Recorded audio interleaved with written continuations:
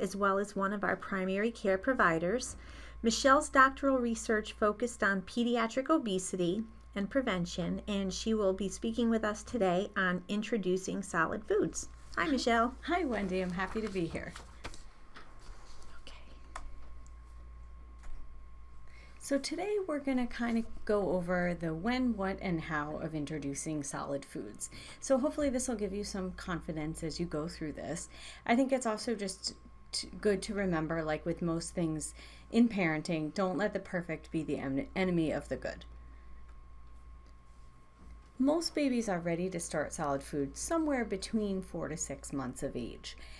This varies a lot and kind of depends on where your child meets their milestones and when they're showing signs of readiness. So some of these signs of readiness would be that they sit well in an infant seat and can hold their head up steadily. They should be interested in what everyone else is doing at the table. You may notice that your infant reaches for solid foods and kind of smiles and wants to touch it. The other thing to keep in mind is that infants are born with what's called an extrusion reflex. This means that your tongue kind of protrudes out of your mouth naturally when it's touched in order to help breastfeed and suck. So this goes away somewhere between 4 to 6 months of age. So if you put food in a baby's mouth and it just kind of automatically comes back out, that just means that the tongue thrust is still there, and you should just wait and try again. Now, are all babies ready to start solids at 6 months, or is that? No, some babies may actually not be ready till 8 months. You want to definitely go by when your child is ready. I would say for most babies, this is somewhere between 5 to 6 months. It's pretty rare that at 4 months they're ready, whereas other babies at 6 months still don't really show any interest in it. So you don't have to panic about that. The bulk of the nutrition really comes from the breast milk and the formula, and you should kind of introduce at a time that's right for your child and not just because they've hit a certain age. Right. That makes sense. So the mantra that we kind of use is to say that you provide and the child decides. This means that it's your job to provide healthy, appropriate foods for your baby, which we'll talk about in detail, and the child decides when they're ready and how they're going to eat it. So one thing you may hear when you get a lot of advice from well-meaning grandparents and friends about your baby is that putting rice cereal in the bottle may help your baby improve sleep. This actually doesn't pan out when you do the research, and it's kind of like just adding extra sugar to the bottle. So we really want to kind of avoid doing this because it won't really help. If between 4 to 6 months your baby starts waking up a lot more at night, this could be a normal part of their sort of sleep adjustment as they start to have REM cycles around 4 to 6 months. But it could also mean that they're ready for solid foods and need to eat a little more. Right. Taste and preference are shaped very early on. So this is the time that you can really get your child used to eating healthy foods. So it's important to kind of start well from the beginning. You want to definitely expose your baby to a variety of flavors and textures, not just the same types of foods over and over. Once rice cereal was sort of the favored solid food to start with. This was definitely true when I first started practicing about 10 years ago. And this was because of its low allergy potential. Expert opinion at that time was that if you avoided allergenic foods, that you might delay or avoid allergy. This actually turns out not to be so true, and offering unprocessed fresh foods are much better nutritionally for babies. So rice cereal, then, it's not really something that you would want to start when you're first introducing foods. Right. It's a starch, so there isn't much nutritional value to it other than the added iron that is sometimes in infant cereal. So you definitely don't have to start with rice cereal. And definitely don't put it in the bottle. Correct. The American Academy of Pediatrics and the American Academy of Allergy and Asthma and Immunology have stated that delaying the introduction of solid foods, even allergenic foods, doesn't prevent food allergies. So it turns out that the opposite is actually true, that earlier introduction may actually be protective. So would that be the same for peanuts and things like that? Yeah, so even allergenic foods like egg and nuts, but we're going to talk a little bit about why obviously you wouldn't give a 6-month-old a peanut. Right. But there are ways to expose babies to these foods that might actually help to protect them from developing allergies later. I think that fruits and vegetables are a really great place to start. Avocado is one of my favorite foods to recommend as a first food. The texture is really soft and kind of mushy, and it's really high in monounsaturated fats, which babies need. So that is a good way to go. Any steamed vegetable. Fruits are also an excellent way to start, although we'll talk about how you want to kind of vary between a fruit and a vegetable so they don't just get used to the sweet stuff. And why would you recommend waiting 3 to 4 days between new foods? This is so you can see how your baby reacts. If a baby does develop an allergy, then you don't have to pull away everything that they've had, just the new food. Right. Yeah. So giving it a couple days is helpful. Also, it helps the baby get used to kind of a certain taste or texture. Right. And now, would you introduce more than one food? So the very first time is just one food. And then after 3 or 4 days, you can add something new, but they can have it with foods that they've already had. Okay. There are also different weaning approaches. And by weaning, we mean just coming off of just breast milk or formula. The one that you're probably most familiar with, which has been done for probably about the past 50 or 60 years, is weaning by spoon. So this is when you're giving the baby sort of spoon-fed purees. There are a couple things that you want to be aware of if you're using this method, and that would be that it's really easy to override satiety cues because the baby isn't really in control in this situation. So if the baby is turning their head to the side or pulling back, you're not going to want to continue to feed them at that point. Is that how you would know when they're full? Yes. So satiety cues, as we said, include turning the face away, blocking the food, pushing the food. Some babies will also kind of push it on the ground. Right. Or throw it on the ground. Yes. This is also a fun game, but often it can also mean that they're just not interested in eating at that time. Right. And the second approach is called baby-led weaning, and this really is another way of kind of saying self-feeding. So the idea with this is that the baby is given a large enough piece of food that they can manipulate with his or her hand and put into the mouth by themselves. So for instance, if you were doing avocado, instead of mushing it and feeding the baby with a spoon, you would cut a nice long slice that the baby could grab and still have more past the hand, and she can put it into her mouth and pull it out as she's choking. This may sound kind of radical, but actually this is the way that babies have been fed for years, and in fact still are in a lot of other countries besides the past 50 to 60 years.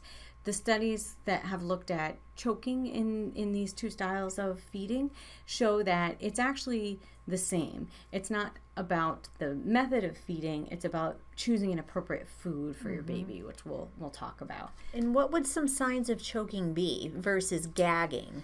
That's a good point, because babies often gag. Gagging is that kind of noise that you kind of make when you have food stuck in your mouth, and babies have a very sensitive gag reflex, so they often kind of make a lot of noises, whereas actual choking has no sounds.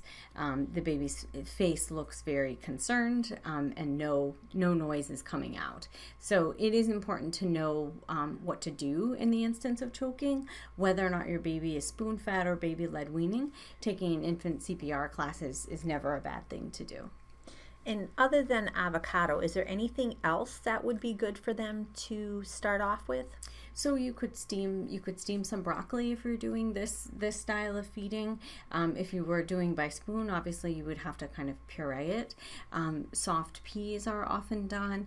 If you are going to do apple, you would want to make sure that it is peeled and cooked for a little while so that it's soft. Right. With baby-led weaning, the food should really, when you put it on the top of your mouth have a little bit of give to it. So that if you're trying it first, that's a good way for you to know whether or not it's appropriate for a baby. So that, it should have some give and not be hard. That makes sense. And another thing with baby-led weaning, just to keep in mind, is that if you do have a child that has some developmental delays or other special needs, that this method of feeding may be challenging for them. So this may be a situation in which you would want to choose spoon feeding. So how much should you start when you start, giving your baby solid foods? What's the most appropriate amount? So believe it or not, it's only a couple of teaspoons that babies get in the beginning. Most of the times you just start feeding once a day too. It's a messy process, as you'll all soon find out. And this might increase to about 2 to 4 tablespoons 2 times per day later. So you may think that if you're doing baby-led weaning, well, the baby's not actually going to get very much. Well, it's not really very much that they actually need to get. It's really still the bulk of the calories from the breast milk or the formula. And at what point do babies start eating 3 times a day? Most kids probably get up to 3 times a day about 9 months. Again, I wouldn't try to stick to anything too hard and fast. I would kind of take your baby's cue. If they love solid foods and it's going really well, and you're able to, you can advance to 3 meals a day. Usually I would say the ballpark is around 9 months. But I just don't want people to get too hung up on portion size. Again, remember that your job is to provide and the child decides. So you really want to not get too hung up on measuring everything Right. out. Babies are actually very good at monitoring their own intake. And what would make up a good infant meal? So in the beginning, it may just be one solid single food, as we talked about, like avocado. As babies kind of get older and have more foods and more at a time, you're eventually going to want to work towards having a protein, a fruit or a vegetable, and probably some type of starch with each meal. But again, really the calories are coming from breast milk and formula in the whole first year. And what would be a good example of protein that would be something that the baby could start to eat? So hard-boiled eggs or scrambled eggs are often good. If you are doing meat, it should either be ground so that it's small, or like if you're doing a baby-led weaning, it would have to be, say a very large piece of pork chop that was cooked so that it was soft and again not going to cause any choking. Obviously, Right. you wouldn't give them like a steak chip or No, something to right. chew on, so you'd have to be careful with that. You can also, as we'll talk a little more later, cheese or yogurt can be introduced. It's just that you don't want to introduce whole cow's milk at this point. Right. So what's a good balanced plate? So a balanced plate eventually is going to be that fruit, vegetable, protein, and grain with the meal. But in the beginning, it's not really going to be a balanced plate because it's going to be one thing at a time, and they're really getting their balanced nutrition from the breast milk. I would say the most important thing to keep in mind is really avoiding foods that are processed. A good way to know whether or not a food is processed is whether or not it's packaged in a box or a bag. For instance, that avocado, the only ingredient is avocado, versus like those cereal puffs that may have lots of different ingredients and things like that. That would be considered a processed food. So you want to start offering as many whole foods as you can right from the beginning. And does each meal have to be balanced, or is it possible that for lunch you're just going to do fruits and a protein, or grains and a vegetable? Right. Really, in that first year, in the beginning, you're going to be working on introducing lots of different foods versus necessarily focusing on having something from every food group at every meal. As we touched upon earlier, liquid cow's milk really should not be introduced until your child is a year old. And this is because cow's milk is perfect for baby cows, but not for baby humans. So in the first year, they really should be, if they're drinking, having the breast milk or formula. But cheese and yogurt are fine to be offered earlier, and can be a good source of protein and calcium for your baby, as well as vitamin D. Honey is the other thing that should be avoided before 12 months. This is because there's a pretty rare risk of infantile botulism from honey. Infants' guts don't have the right bacteria yet to really help them protect them from botulism, so you would just want to be careful to avoid honey before the first year. And how would you know if your child had an allergy to a dairy product? So I know cheese and yogurt could be introduced earlier, but what would you look for in terms of a reaction? So with any food, some things to look at would be vomiting right away would be a sign of a food allergy. Rapid development of a skin rash. These would be raised red welts that we call hives. If there's vomiting and a rash, this would really be a sign to get your baby medical attention right away. If there's two body systems going on, meaning that there's both a rash and a stomach symptom such as vomiting. Some babies will get a more fine rash or maybe have a flare in their eczema, and that would be something that you would want to stop introducing that food and obviously call and talk to your child's provider at that time. One word of caution around choking would be you really want to avoid hard or round coin-shaped foods. So examples of these would be nuts, as we were saying with the peanut, a grape, or a carrot slice. This is because this is like the perfect shape to get stuck in an infant's airway, so you really need to be careful with that. As I've said with baby-led weaning, the food texture needs to be appropriate for the infant, so you're not just going to hand them a carrot slice. It would have to be something that would be cooked and soft and have some give on the roof of the baby's mouth. What about fruit juices? When can you start your baby on some juice? So babies don't really need juice. Even 100% juice is just sugar. When you make juice, you're taking all of the sugar out of the fruit and leaving the fiber, which is actually the part that's healthy for you. So 100% juice and all juice has been linked to excessive weight gain. So this isn't something that really your baby is going to get much health benefit from. So it's better really just not to introduce it. Babies also take some time to get used to foods. So don't be surprised if there is some facial expression that your baby doesn't like the food at first. This is what's called a neophobic response.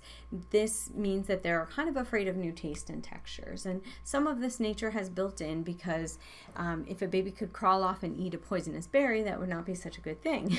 So babies are very cautious and have a more keen sense of bitter taste than we do, that it takes them a while to get used to. So they often appear like they don't like new foods. It can really take up to 10 new exposures for a baby to develop a taste for new food. We are wired to like sweet things much more quickly, and that's because when food was scarce, foods that are sweet have a very quick source of energy. So that's why your baby may seem to love peaches, but may take some time to get used to eating peas. So would you say it's probably best to not use the sweeter fruits when you're introducing solids? I think it's best to start with some vegetable. As your baby is having a few more things, it is okay to introduce some fruits because, again, we want baby to get used to lots of different tastes and textures. But don't assume that your baby only likes things that are sweet. It's just that it's going to take some more time for them to get used to liking the other foods.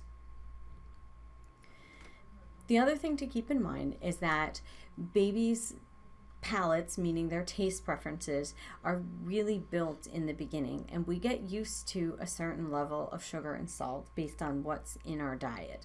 So you don't want to give babies food with any added sugar or really even salt because sugar isn't healthy and they don't really need added salt. And if you do a lot of added salt, babies may just get used to preferring foods that are very salty, and especially added sugar you want to avoid because that's in a sense how you from the beginning kind of develop a preference for things that are sweet. So no potato chips. Right, right. Early feeding practices have a lasting impact on an individual's relationship with food. We all have to eat and have a relationship with food, and so it's really important that you think not only about what you're feeding the baby, but how that interaction is going and what mealtime is like. I like to say that the parent-child interaction is just as important as the food that you're offering. So mealtime should really be kind of a special time. Baby should be included as part of the meal. Even before your baby has solid foods, if you want to kind of have them at the table with you and be part of mealtime, that's preferred. Sometimes it can be hard with a busy schedule. Baby's fed and the parents are fed later, but you still sort of want the baby to be kind of part of the meal time. Right. You want to avoid making it sort of a game. We all remember the game with the spoon and making it a Airplane. train and airplane and all of that.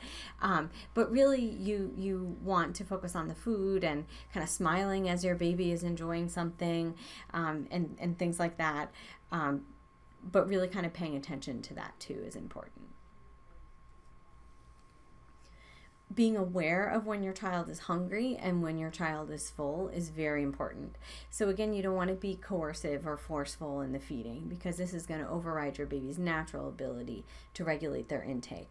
Oftentimes, especially first-time parents, I think, are very concerned that their child is not going to get enough to eat. You can talk with your provider during your visits about where your child is on the growth curve and where their weight for length is, which is kind of what we use as body mass index in children under 2. That will give you an idea of whether or not your baby is at a healthy weight for their length, because often parents worry unnecessarily. And as the clinicians, we're very good about letting parents know when there's a problem at either end of the spectrum. And what do you do if your child is avoiding a food that they have typically liked in the past? Yes. So before we talk about that, I just also want to point out that you don't want to use food to calm a fussy baby or as a reward. It's really easy, when you're driving, to try and give the child some raisins or something, obviously for a bigger child, to get them to kind of calm down. But you really want to avoid kind of using it as a reward, because that kind of has lasting impact in terms of the neural pathways that are formed in terms of how much sort of pleasure or comfort you get from food.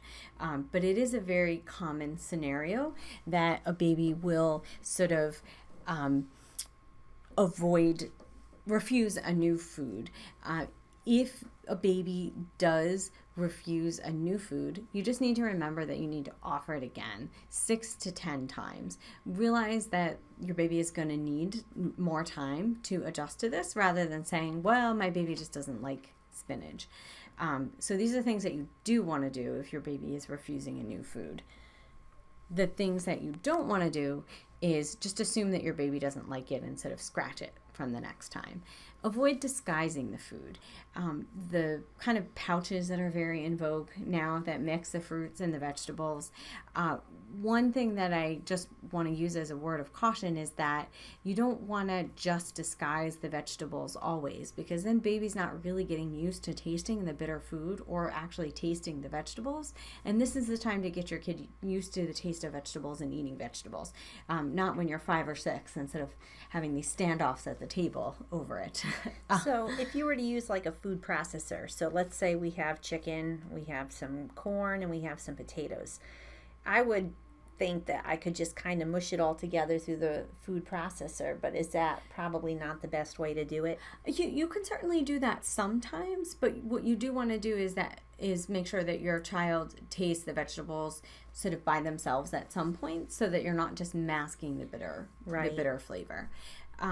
If a baby is refusing a new food, the other trap that sometimes parents fall into is they just go back to only offering things that baby usually likes.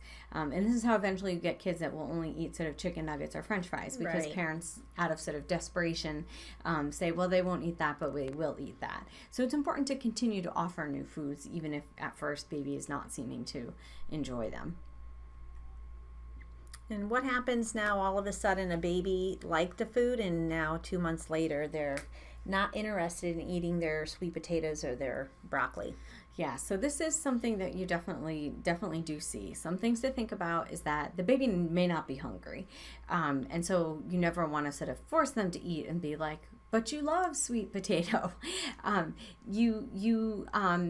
You can take the food away if the baby isn't interested in eating it at that time. That's fine. If you really have decided that your baby is not hungry, you don't want to offer any food until the next usual meal or snack time. So you want to avoid sort of adding meals because they didn't necessarily eat the food at that meal. It may have been that they just were not hungry at that particular time. What you want to avoid in that situation is insisting that the child eat it, or offer milk, or a less healthy food instead. Sometimes we have kids come in and they're they've started consuming tons of formula because they're not accepting the solid foods.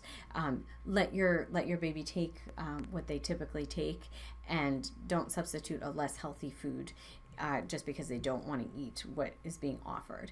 And again, don't turn mealtime into a game, and avoid offering a reward. I mean, obviously a 6-month-old isn't going to get this concept, but as they get older, you want to avoid the eat everything on your plate in order to get dessert or a special reward.